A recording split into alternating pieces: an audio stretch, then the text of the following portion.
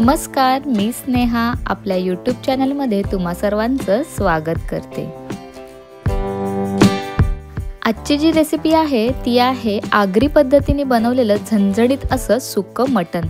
तर जास्त वेळ न घालवता सुरुवात करूया आजच्या या रेसिपीला।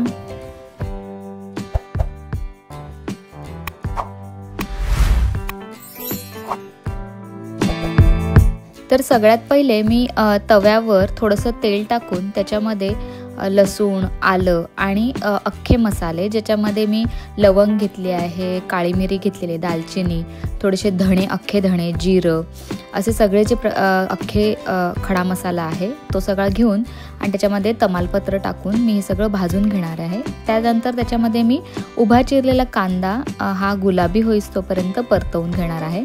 तर हे सगळं जे आहे आपल्याला व्यवस्थित असं फ्राय करून घ्यायचं आहे आणि हे सगळं मी आता फ्राय करून घेणार आहे आणि त्यानंतर आपल्याला त्याचं वाटण बनवून घ्यायचं आहे।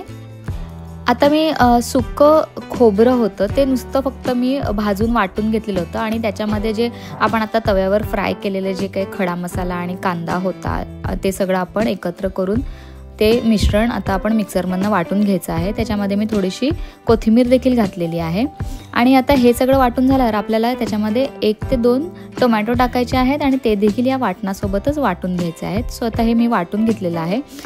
हे सगळं झाल्यावर आपण फोडणीसाठी लसूण, अद्रक, मिरची आणि कोथिंबीर याचं सगळ्याचं एक आपण वाटण करून घ्यायचं, जरासं जाडसरच करायचं आहे।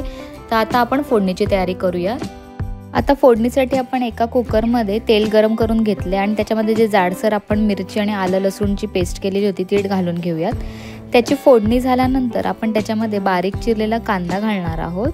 तर मी एक बारीक कांदा चिरून घेतलेला आहे, आता तो आपण फोडणीला घालून घेऊयात। तर आता कांदा आपला गुलाबीसर फ्राय झाल्यानंतर आपण त्याच्यामध्ये हळद घालून घेणार आहोत आणि मग हळद घालून घेतल्यावर आपण पुन्हा एकदा आपण तो कांदा परतवणार आहोत आणि त्याच्यानंतर आपण जे मटण स्वच्छ धुवून घेतलेलं आहे ते आपण त्याच्यामध्ये ॲड करणार आहोत।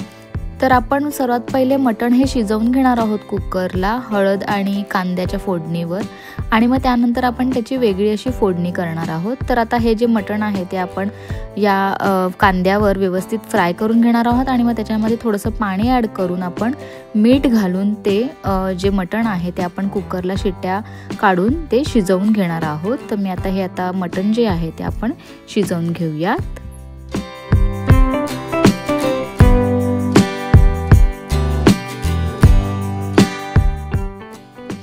कुकरच्या शिट्ट्या झालेल्या आहेत आणि बघा हे मटण एकदम छान शिजलेलं आहे।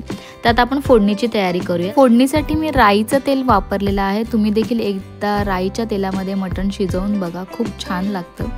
तर राईचं तेल गरम झाल्यानंतर मी त्याच्यामध्ये लसणाची फोडणी केलेली आहे आणि बारीक चिरलेला कांदा घातलेला आहे। आता हे जे आहे ते आपल्याला व्यवस्थित परतवून घ्यायचं आहे। मग त्याच्यामध्ये आपल्याला घरचे जे मसाले आहेत, हळद, हिंग, लाल मिरची पावडर, घरचा जो आपला मसाला, गरम मसाला आणि धणे जिरे पावडर हे सगळं घालून घ्यायचं आहे आपल्याला।